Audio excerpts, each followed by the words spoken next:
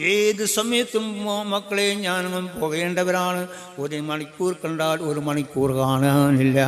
രാത്രി കണ്ടവൻ പകലില്ല, പകൽ കണ്ടവൻ രാത്രിയില്ല. എല്ലാം ഒരു നിമിഷമാണ് കേട്ടോ. ഉറങ്ങിക്കിടന്നവൻ പിറ്റേന്ന് സുബഹിക്കില്ല. ആ മക്കളെ ഒന്ന് ആലോചിച്ചു കൊള്ളു കേട്ടോ.